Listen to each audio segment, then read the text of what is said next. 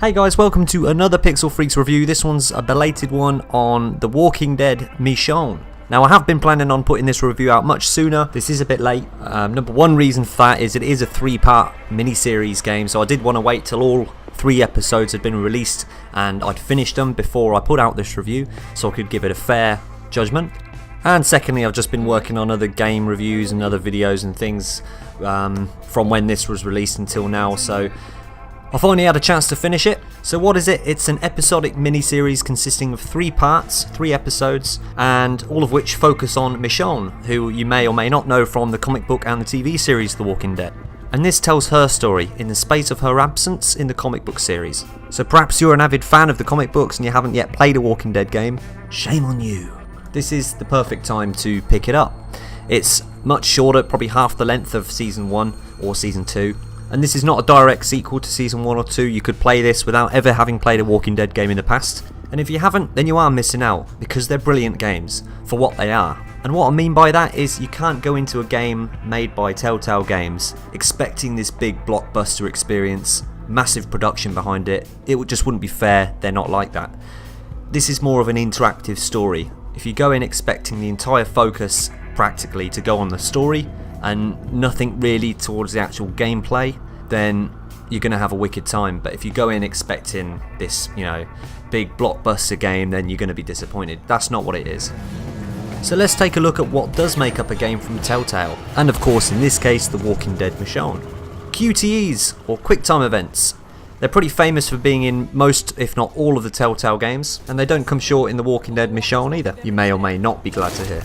Quick time events tend to get a bit of a negative response from most people, but I don't feel the same way. QTs for me are kind of a guilty pleasure, I suppose, from when they were first using Shenmue, probably my favourite game of all time, and that was pretty much one of the first games to ever use quick time events. And you're going to hate me for this, but Rise, the launch game for Xbox One, yes, Rise, Son of Rome. I bummed that game and I don't care, ridicule me all you like, I thought it was awesome. I just feel like quick time events make the action scenes in games look more awesome and like more choreographed. Because let's face it, basically you look shit when you fight. But when you put quick time events in, it makes you look good. It makes you look awesome when you're fighting. It makes you feel good. Maybe that's what people don't like because it takes that control away. I don't know. But personally, I like QTEs, I don't care.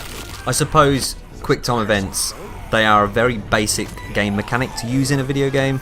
Maybe even bordering on lazy, but when you play The Walking Dead, you have to accept that it isn't going to be this blockbuster game experience, as I said before, with elements you're used to seeing in games released nowadays. You have to go in knowing that it doesn't need all that glamour. It's storytelling at the end of the day. It's storytelling at its very best, and that's all it needs. So talking again to those people who might not have ever played a Telltale game before, or The Walking Dead, they're all very similar, all the games made by Telltale, and this one's no different. So it's a story-based adventure game, much like one of the old style point-and-click games. If you like those old school sort of point-and-click games, chances are you're going to love this. This is like a new generation of point-and-click games. What Telltale are really good at is they write characters that you can relate to and that you care about. And they achieve that using this sort of choice-driven story method that they're famous for using. So there are many points in the game where you get given a choice of dialogue options, and depending on the choices you make, you'll weave a story which is unique to you, so it feels more personal, and that automatically makes you relate to the character more, because you've made those decisions ultimately. So that's their sort of secret formula, and it obviously works for them, because their games are really successful, and all of the games they've done, for me at least, have been brilliant. And all of their games use that same formula. It's their sort of tried and tested method where, if it ain't broken, don't fix it. Because they're all the same, really. They all use the same exact engine, and that's where one negative will come in now. Telltale need to stop using the same engine for every single game. They clearly make enough money to be able to make a new engine now and try something just a little bit different, or at least just upgrade the engine so that it's obviously noticeably better. Because these games, they do look dated now. Although they don't need to have spectacular graphics or anything, I know it's not all about that, but with the success of their games, they seriously need to just upgrade their engine. I'm sure they can do that without too much trouble, because now it's starting to feel a little bit lazy and dated. Why they haven't done so already bemuses me, because it's the one thing people pick at. The one thing the critics of Telltale Games pick at is the engine that they use. So come on Telltale, next time I want to see a much better engine. We have next generation machines now, we've got PS4, Xbox One, super high spec gaming PCs, so we're not on last gen machines anymore, so come on.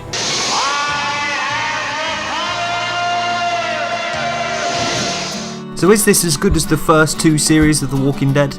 I don't think so. I mean, it is a mini-series in all due respect. It's 3 episodes, whereas the first and second series consist of 5 episodes. So they tend to have a bit of a stronger storyline to go on, and you attach to the characters a bit more, I find, in the first 2 series. But that's not to say that Walking Dead Michonne doesn't have its moments.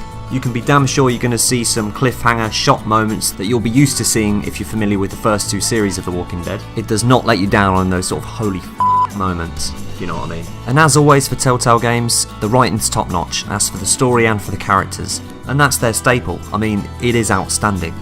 But when it comes down to me giving a final score for The Walking Dead Michonne, I can't really review it on the basis of it being a game, which sounds odd to say, but I can't really class it as a game. I see it more as like an interactive story. And that might sound odd to say, but I think that's what it is. It is an interactive story. Gameplay wise, it's very basic. As a video game, it's such a basic game. But when you look at how good the story is, the writing for a game is up there with the best. So here we go, it's that time to give it a final score. The Walking Dead Michonne gets 7 out of 10. Yeah, it's a 7, but it's a good 7. It's like the highest 7 I could possibly give. I almost gave it an 8, but I think 8's got to be a really good score, a really decent game. I'd give the first 2 seasons an 8 out of 10. This just falls short of an 8. I'd give it a high 7. Nevertheless, I still recommend it. It's a very good game and you'll enjoy it.